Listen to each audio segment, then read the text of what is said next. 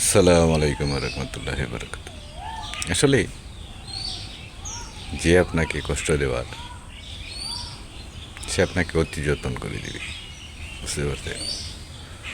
ওই আমি যত আঘাত নিয়ে আমি ওরে শত আঘাত নিয়ে আমি ভালোবাসলাম ঝারে, সে যে আমায় দুঃখ দিল অনেক যতন করে গো, অনেক যতন করে। ওই আমি শত আঘাত নিয়ে আমি ভালোবাসলাম ঝারি,